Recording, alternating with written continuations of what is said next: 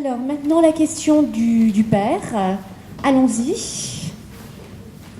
Donc avec Noé, Emeric, Mathieu et Marie. Qu'est-ce qu'un père ?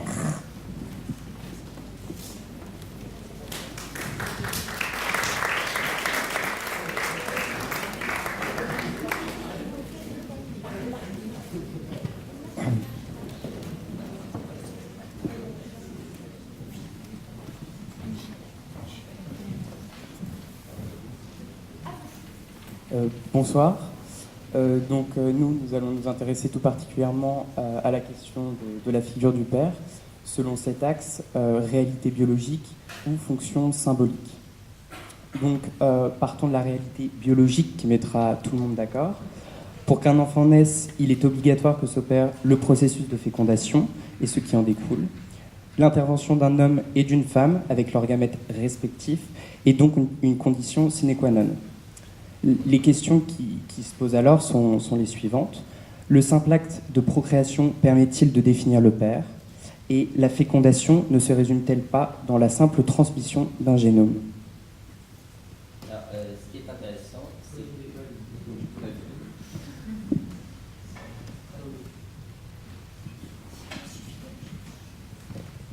ce qui est intéressant, c'est que la réalité biologique a très longtemps été utilisée pour définir le père, à l'image d'Aristote dans la politique. Il développe l'idée selon laquelle l'homme et la femme doivent par nature s'unir dans le but de participer à la sauvegarde de l'espèce. Au travers de cette théorie finaliste, où chacun aurait un rôle précis à remplir, le père s'est vu conférer une position de dominant. C'est alors diffusé une construction mentale autour de la figure du père. Il serait et demeurerait le maître de la famille. C'est l'homme qui incarne l'autorité, aussi bien la loi familiale que sociale, et doit la faire respecter. La mère, quant à elle, serait condamnée à n'être qu'un simple réceptacle. La femme est donc victime de cette domination masculine. Pour autant, l'homme est victime du rôle de père que la société lui astreint. Cela peut passer par l'obligation d'incarner la figure d'un maître autoritaire, fort et viril. L'idée selon laquelle tout individu masculin doit devenir un homme viril est ancienne. Elisabeth Badinter parle de rituels d'initiation.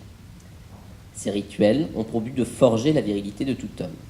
Ce sont des rituels qui, par leur violence et leur humiliation, avaient l'objectif d'ôter la part de féminité en chaque homme. Aujourd'hui, si ces rituels n'existent plus, d'autres activités s'y sont substituées. On voit bien que la distinction féminin-masculin, père-mère, est l'aboutissement d'une historicité et d'une différenciation créant deux rôles distincts et établissant des rapports de force. On a donc une opposition entre des valeurs masculines, dont la virilité fait partie, et des valeurs féminines. Ces valeurs sont relayées par les mécanismes des divers instants de socialisation qui accomplissent le travail de reproduction. Cependant, cette opposition peut sembler obsolète. Si la législation a longtemps appuyé cette réalité biologique, on constate pour autant une évolution dans le droit qui accompagne des changements sociaux. La femme n'est-elle pas en effet en mesure d'incarner la figure d'autorité que l'on rattache traditionnellement au père ? Les pères, que penser des pères qui souhaitent prendre soin de leurs enfants, par exemple ? Aurait-il une fibre maternelle, ou peut-être tout simplement l'envie d'être parent ? Le terme de fibre parentale convient sans doute mieux dans ce cas. Il y a donc une relativité dans les rôles, si bien que l'assignation à chacun d'un rôle précis, naturel, relève davantage d'une construction. Par conséquent, la figure du père, qui s'est ancrée dans l'imaginaire collectif, ne se rapproche-t-elle pas plus d'un fantasme que d'une réalité ? En 1804, le Code civil affirme « Le mari doit protection à la femme et la femme doit obéissance à son mari ». C'est l'inscription dans la loi du caractère patriarcal de notre société. L'homme, qui exerçait déjà le pouvoir dans le domaine politique, économique et religieux, détient désormais le pouvoir au sein même de la famille. L'homme impose l'autorité à la femme, en général, tandis que la femme se soumet à son mari en raison de la sécurité physique et matérielle que celui-ci lui doit. Le mari devient père et incarne l'autorité pour ses enfants, sur lesquels il a toute autorité jusqu'en 1970, où l'autorité parentale remplace la puissance paternelle.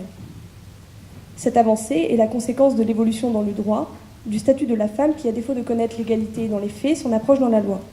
En effet, en 1924, les programmes scolaires sont harmonisés et un baccalauréat unique est créé.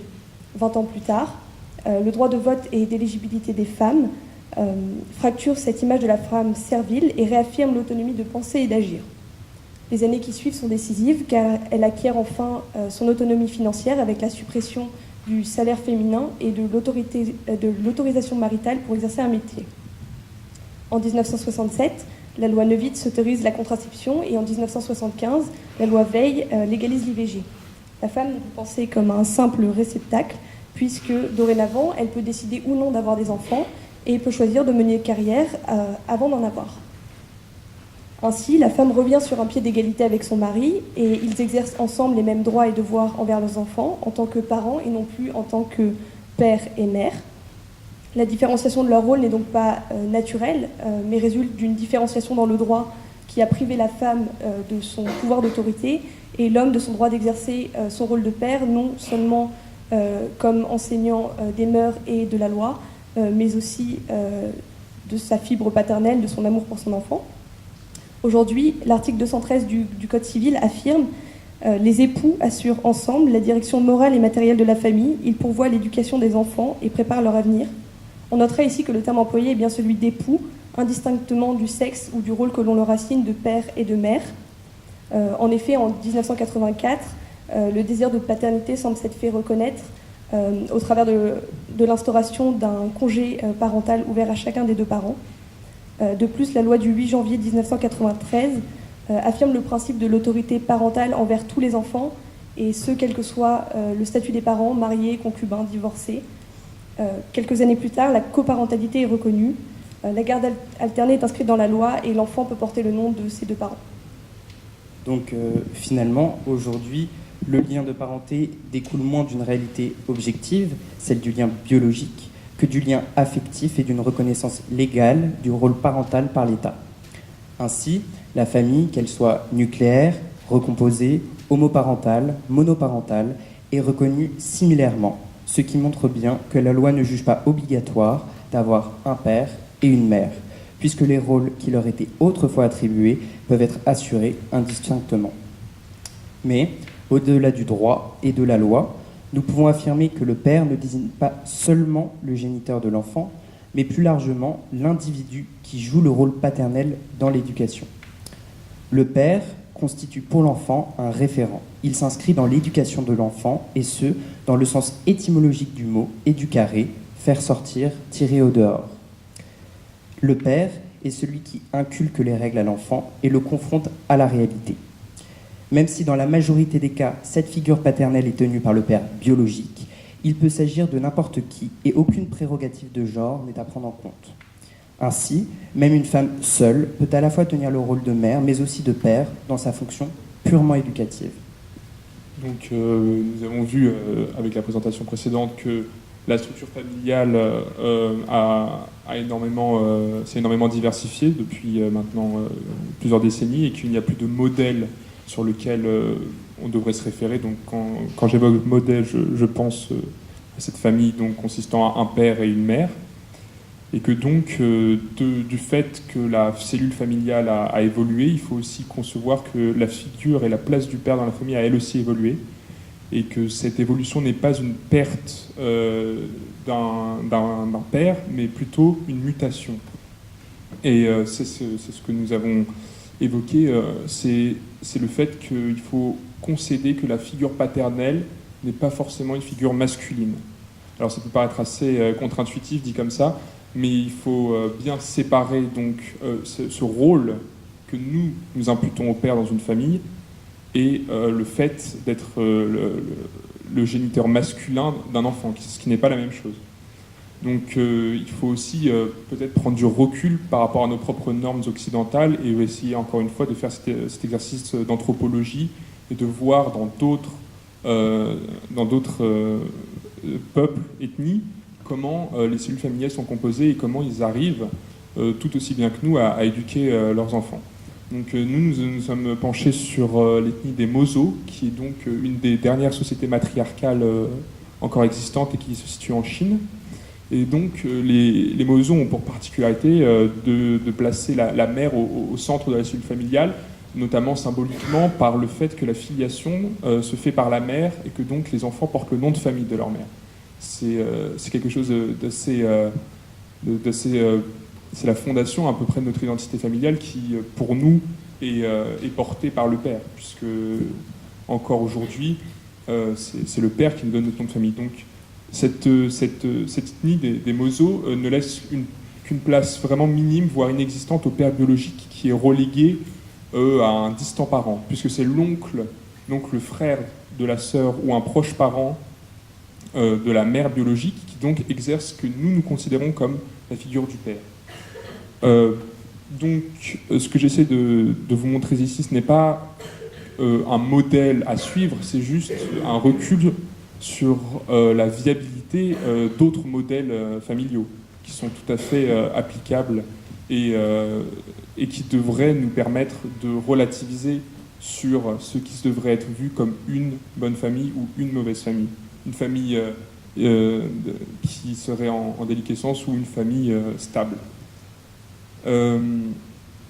Donc, c'est vraiment cette considération de genre qui est à relativiser dans la figure du père, nous pensons, et que donc ce n'est pas tant l'identité réelle de la personne qui fait office de référent paternel, mais vraiment son inscription symbolique dans l'environnement familial et surtout dans l'environnement de l'enfant.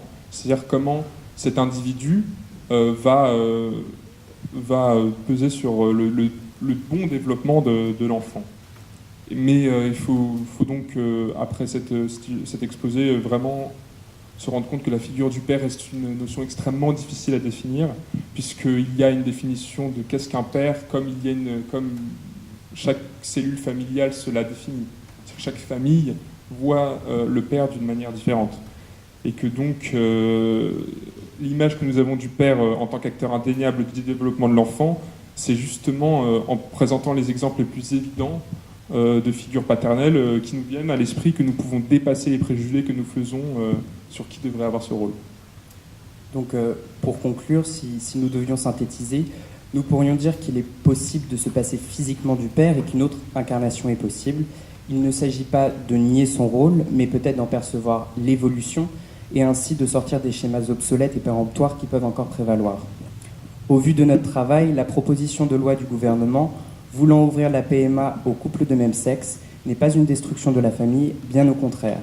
Car finalement, peu importe l'orientation sexuelle, peu importe le genre, puisqu'il est ici question d'individus et d'hommes libres. Merci.